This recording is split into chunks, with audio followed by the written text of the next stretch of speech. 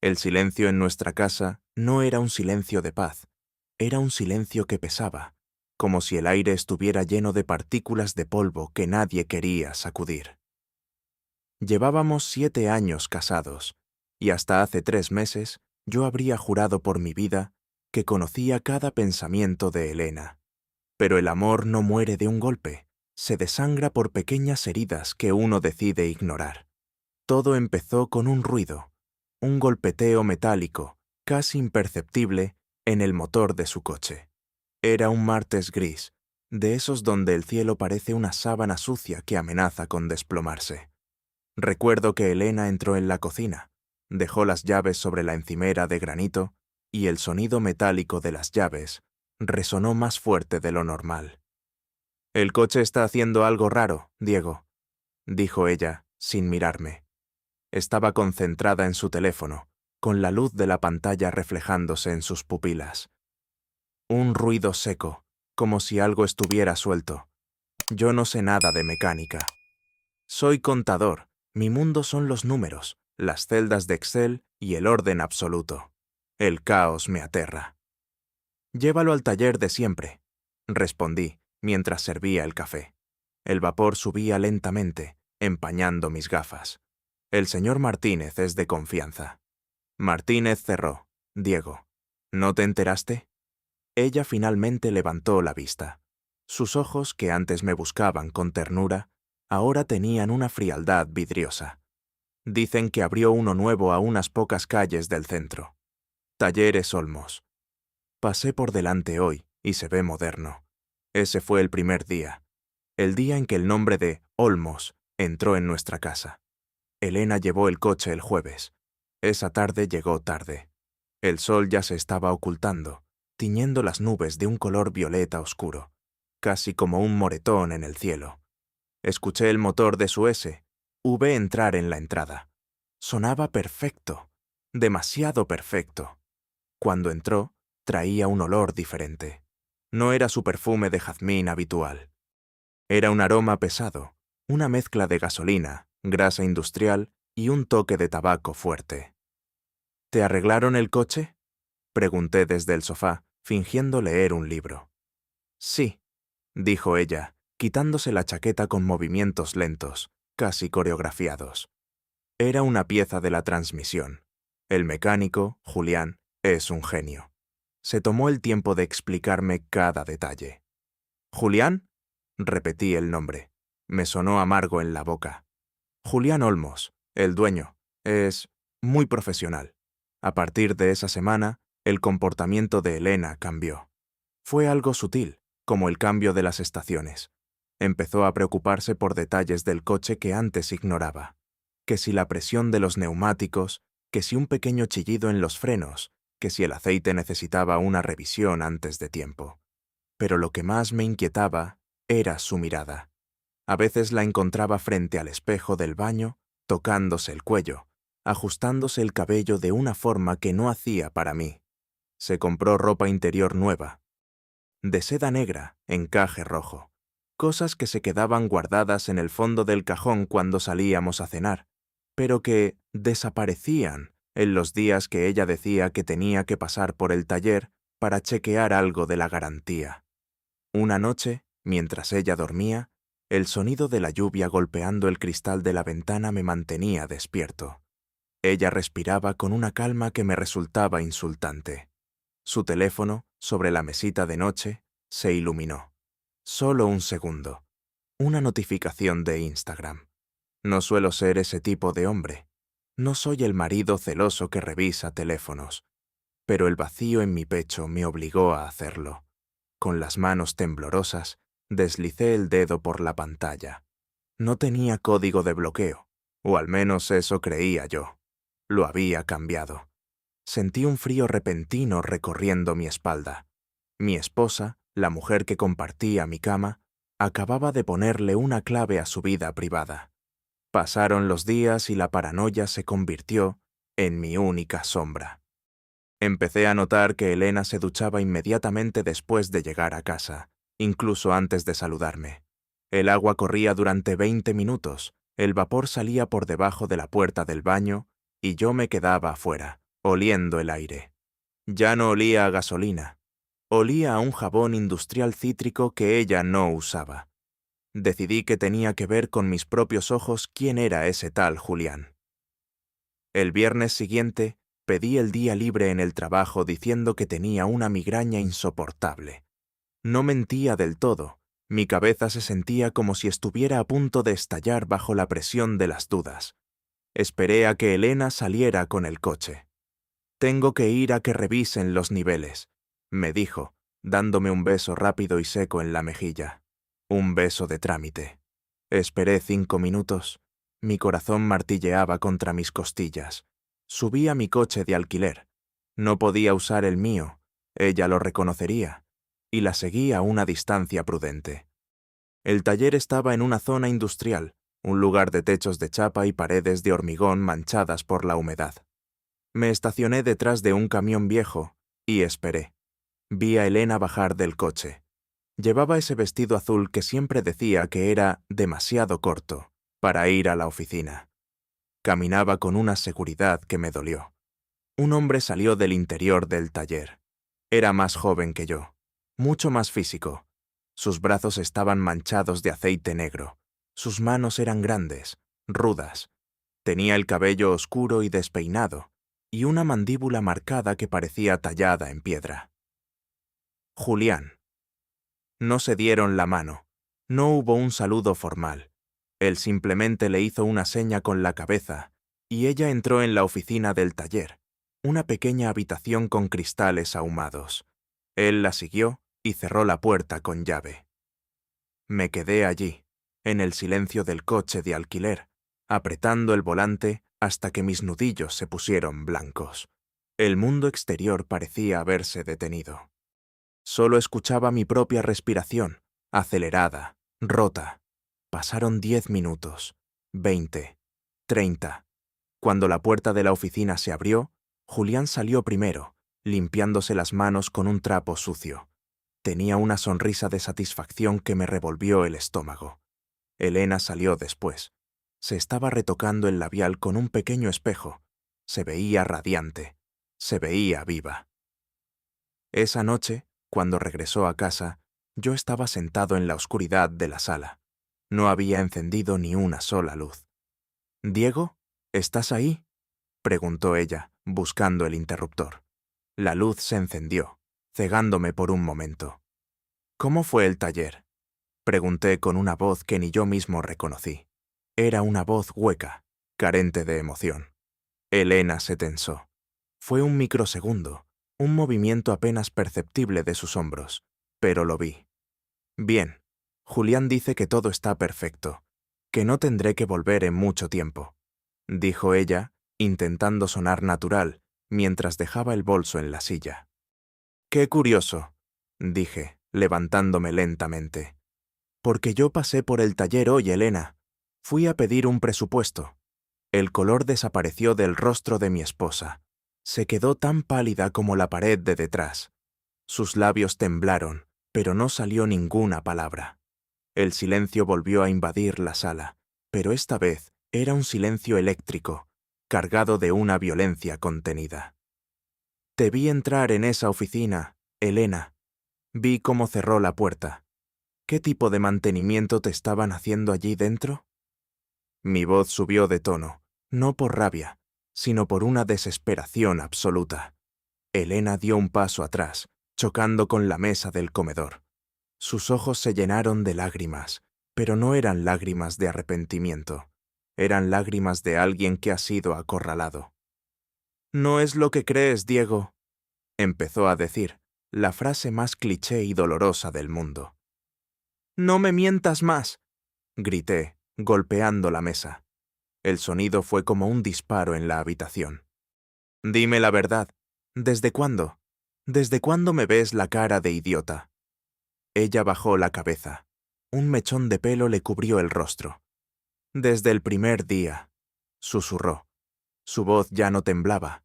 Se había vuelto fría, afilada. «Desde el primer día que toqué ese timbre, supe que tú nunca me habías mirado como él me miró en ese momento. Tú me ves como una parte de tu inventario, Diego. como algo que tiene que estar en su lugar, ordenado, sin ruidos. Julián me ve como una mujer. Sentí como si me hubieran arrancado el corazón con unas tenazas oxidadas. Pero lo que vino después fue peor. Elena caminó hacia la puerta. Me voy, Diego. No voy a pedirte perdón, porque en el fondo, tú también dejaste de quererme hace mucho. Solo te gustaba la idea de tener una esposa perfecta. Salió de la casa y el sonido del motor de su coche alejándose fue lo último que escuché. Pero la historia no termina aquí, porque mientras me quedaba allí, solo, en medio de las ruinas de mi matrimonio, me di cuenta de algo. Había dejado mi teléfono grabando en el asiento trasero de su coche hace 2 días, un pequeño dispositivo GPS y una grabadora ambiental que había escondido debajo del asiento del pasajero. Fui a mi computadora, con las manos entumecidas. Abrí el software de escucha. Había un archivo de audio nuevo, el de esta tarde, en el taller. Le di al play, esperando escuchar gemidos, esperando confirmar mi dolor. Pero lo que escuché me heló la sangre de una forma que la infidelidad nunca podría haber hecho. En la grabación no solo estaban Elena y Julián, había una tercera voz, una voz que conocía perfectamente. ¿Está todo listo?, preguntaba esa tercera voz masculina, una voz grave y autoritaria. Sí, respondía Julián. Diego no sospecha nada del dinero. Cree que todo es por el coche. Perfecto, decía Elena, y su tono de voz era algo que nunca le había escuchado. Era pura maldad. Cuando el seguro pague por el accidente, nos repartiremos el fondo de inversión. Diego no llegará a final de mes. Me quedé paralizado. No solo me estaban engañando, estaban planeando mi muerte. Y en ese preciso momento, escuché un ruido suave, metálico, viniendo desde el garaje. El mismo ruido que Elena me había dicho que hacía su coche el primer día. Alguien estaba dentro de mi casa. El corazón me golpeaba las costillas con tanta fuerza que sentía un dolor punzante en el pecho. El sonido en el garaje se repitió, un clink metálico, seguido de un arrastrar de botas pesadas sobre el cemento. Mi respiración se volvió errática. Estaba en la planta superior, en mi despacho, con la única luz de la pantalla del ordenador iluminando mi rostro pálido. En los auriculares, la grabación seguía corriendo en bucle. La voz de Elena, mi Elena, planeando mi final con una frialdad que me hacía dudar si alguna vez la conocí. ¿Diego? La voz de Julián retumbó desde la planta baja. Ya no era la voz del mecánico servil. Era la voz de un depredador. «¡Sé que estás aquí!» El coche de alquiler está en la puerta. No compliques las cosas, amigo. Me quité los auriculares con manos temblorosas. Mis dedos se sentían como de hielo. Tenía que moverme. No podía quedarme allí esperando a que subieran a matarme. Miré a mi alrededor buscando algo, lo que fuera. Un abrecartas de metal pesado sobre el escritorio fue lo único que encontré. Lo apreté con tanta fuerza que el borde me cortó la palma de la mano, pero ni siquiera sentí el dolor. «¡Elena!», grité, intentando que mi voz no temblara tanto. «Sé lo del seguro, sé lo que están haciendo». Un silencio sepulcral inundó la casa. Solo se oía el viento golpeando las ramas de los árboles contra la ventana, un sonido que parecía dedos huesudos, rascando el cristal. «¿Lo sabes?». La voz de Elena llegó desde la escalera. Estaba subiendo. «Entonces supongo que las explicaciones sobran, ¿no, cariño? Es una lástima. Podría haber sido rápido. Un fallo en los frenos, un árbol en una curva cerrada. Pero siempre tuviste que ser tan meticuloso, tan controlador». Escuché sus pasos en el pasillo. 2 pares de pasos. Julián y ella. Me agaché detrás del escritorio de roble. La puerta del despacho se abrió lentamente, gimiendo sobre sus bisagras. La luz del pasillo proyectó 2 sombras largas y deformes sobre la alfombra. «Diego, sal», dijo Julián. Escuché el sonido de algo pesado golpeando la palma de su mano. Una llave inglesa grande. Solo queremos lo que es justo por aguantar tu vida aburrida estos años. Elena se merece una recompensa por cada minuto que pasó fingiendo que te amaba. ¿Fingiendo?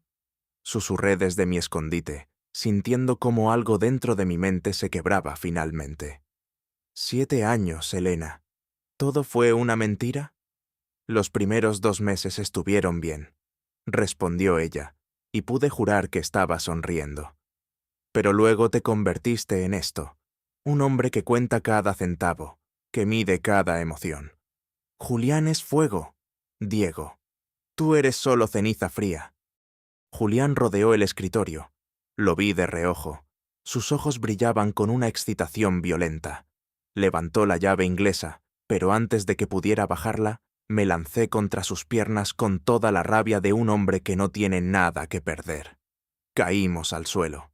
El olor a grasa y sudor de Julián me inundó. Forcejeamos en la oscuridad. Él era más fuerte, mucho más fuerte, pero yo tenía el abrecartas. Sentí cómo el metal se hundía en algo blando. Julián soltó un rugido de dolor y me lanzó hacia atrás, estrellándome contra la estantería de libros. ¡Maldito seas!, gritó él, llevándose la mano al muslo, donde la sangre empezaba a empapar su pantalón de trabajo. Elena entró en la habitación. No parecía asustada. Parecía irritada, como si estuviéramos interrumpiendo su horario. Miró a Julián y luego me miró a mí con un desprecio infinito. «Acaba con esto ya, Julián», dijo ella, cruzándose de brazos. Los vecinos podrían oír algo. Julián se levantó, cojeando, con el rostro desfigurado por el odio. Me acorraló contra la ventana. El frío del cristal me traspasaba la camisa. Sabía que este era el fin. Levantó el brazo de nuevo, pero justo cuando iba a asestar el golpe, me reí. Fue una risa seca, histérica, una risa que los detuvo en seco.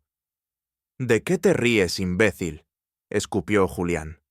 «De lo poco que conoces a tu socia, Julián», dije, mirando fijamente a Elena. «¿De verdad crees que ella va a compartir ese dinero contigo?». Elena entrecerró los ojos. «No intentes tus juegos psicológicos conmigo, Diego. No funcionan». «No es un juego», dije, recuperando el aliento. «Julián, ¿ella te contó lo del segundo fondo de inversión? ¿El que está a nombre de un tal Andrés en las Islas Caimán? ¿El que ella ha estado alimentando con las facturas infladas de tu taller?». Julián bajó un poco la llave inglesa. Miró de reojo a Elena. «¿De qué está hablando?», preguntó él con voz ronca. «¡Miente!», gritó Elena, pero hubo una nota de duda, un microtono de pánico en su voz que Julián detectó al instante. «Solo quiere ganar tiempo. ¡Mátalo de una vez!». «Ella no te necesita para cobrar, Julián», continué, inyectando veneno en cada palabra. «Solo te necesita para que tú seas el que apriete el gatillo. Así, si algo sale mal, tú vas a la cárcel y ella se queda con todo el dinero y con Andrés. ¿Por qué crees que el coche que ella usa siempre tiene problemas? Ella ha estado preparando el terreno para que tú parezcas el mecánico obsesivo que se volvió loco». El ambiente en la habitación cambió de golpe. La desconfianza, ese virus que yo conocía tan bien, empezó a devorar a Julián. Miró a Elena, luego al lujo de la casa que él nunca podría costear, y luego a la mujer que le había prometido el mundo. «¿Quién es Andrés, Elena?», preguntó Julián, dando un paso hacia ella. «No hay ningún Andrés», chilló ella. «Diego lo está inventando todo. Míralo, es un contador. Sabe cómo manipular los números y las mentes. Busca en su bolso, Julián», dije con calma, aunque mi corazón seguía a 1000 por hora. «En el compartimento secreto detrás del forro. Tiene un pasaporte nuevo. Solo un pasaporte. A su nombre. Sin el tuyo». Julián no lo pensó 2 veces. Se lanzó hacia el bolso de Elena que estaba sobre la silla del pasillo. Ella intentó detenerlo, arañándole la cara, gritando como un animal herido. Él la empujó con una fuerza brutal, tirándola al suelo, y rasgó el interior del bolso. El pasaporte cayó al suelo. Era verdad. Yo mismo lo había puesto allí esa tarde, después de falsificarlo con los contactos que mi trabajo en la firma de auditoría me había proporcionado. No existía ningún Andrés, pero la semilla de la duda es un árbol que crece rápido en mentes criminales. Julián leyó el pasaporte y vio la fecha de salida. Mañana por la mañana. Un billete de avión de ida a Suiza que yo también había impreso y escondido. «Me ibas a dejar tirado», susurró Julián. Su voz era puro veneno. «Me usaste para ensuciarme las manos y pensabas largarte». «¡Es mentira! ¡Él lo puso ahí!», gritaba Elena desde el suelo, intentando alcanzar el pasaporte. Pero Julián ya no escuchaba. La traición que ellos habían sembrado contra mí se había vuelto contra ellos. Se abalanzó sobre ella. No fue una escena limpia. Fue una lucha desesperada de dos personas que se habían vendido el alma y ahora descubrían que el precio era su propia vida. Aproveché el caos para salir del despacho. Bajé las escaleras a tropezones, escuchando los gritos y los golpes arriba. Salí a la noche fría, sintiendo la lluvia fina en mi cara. Me subí a mi coche y me alejé 2 calles. Entonces saqué mi teléfono. No llamé a la policía. No todavía. Hice una llamada privada. «¿Está hecho?», preguntó una voz al otro lado. Era el señor Martínez, el antiguo mecánico de Elena, el que ella creía que había cerrado. «Se están destruyendo entre ellos», respondí, mirando por el espejo retrovisor. «Asegúrate de que el accidente, en el taller de Julián, parezca real mañana. No quiero cabos sueltos con las auditorías de las cuentas». «Entendido, Diego. La parte del dinero que acordamos ya está en tránsito». Colgué. La gente cree que el contador es el eslabón débil. Creen que porque somos ordenados y silenciosos, somos fáciles de engañar. Lo que no entienden es que nadie sabe ocultar un rastro mejor que alguien que se dedica a encontrarlos. Elena tenía razón en algo. Yo no la veía como una mujer. La veía como un activo que se había devaluado. Y en mi mundo, cuando un activo deja de ser rentable, simplemente se elimina de los libros. Encendí la radio. Una canción suave de jazz llenó el habitáculo del coche. Mañana, los periódicos hablarán de un crimen pasional entre un mecánico y su amante, y de un marido devastado que, por suerte, no estaba en casa esa noche. Miré mis manos. Estaban limpias. Ni una gota de grasa, ni una gota de aceite. Solo el frío y perfecto orden de los números.